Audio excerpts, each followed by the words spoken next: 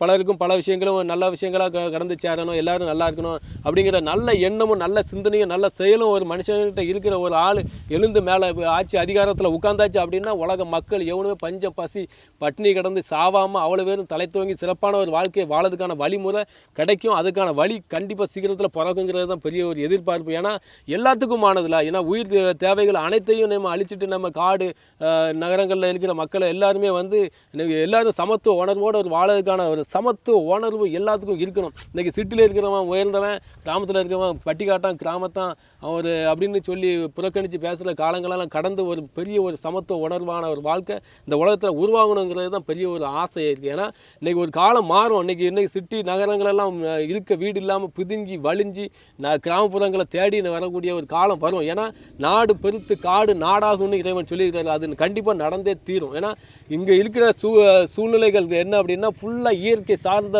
பகுதி. மேற்கு தொடர்ச்சி மலையிலிருந்து வர இயற்கை சுவாச காற்று, இயற்கை மரம் செடி கொடிகளெல்லாம் கடந்து வர இயற்கை மூலிகை தண்ணி இதெல்லாம் குடித்து சாப்பிட்டு மரம் செடி கொடிகள் எல்லாம் வேறு இந்த பட்டை இதெல்லாம் சாப்பிட்டு வரைக்கும் எடுத்து உடம்புல ஆரோக்கியத்துக்கான வழிமுறைகள் அனைத்துமே வந்து இந்த காற்று தண்ணிலேயே நமக்கு இருக்குது.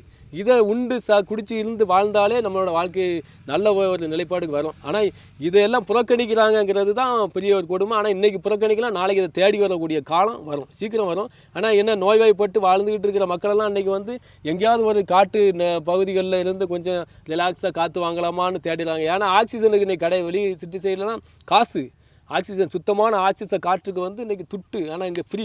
இங்கே வந்து ஒரு நாள் வயல் வழியில் நடந்து போனாலே அவனுக்குள்ள இருக்கிற நோய் நொடி எல்லாம் வந்து காற்றா பறந்து போயிடும். இது உண்மை. ஆனால் இறைவன் அந்த ஒரு பெரிய ஒரு விஷயத்தை நடத்துகிறாரு. ஆனால் பலரும் இன்றைக்கி வந்து அப்படி போனால் கிராம பகுதிகளில் நகர்ப்புற கிராம பகுதிகளில் போய் காடுகளில் நடந்தால் போனால் நம்மளை சீப்பாக இட போடுவாங்கங்கிற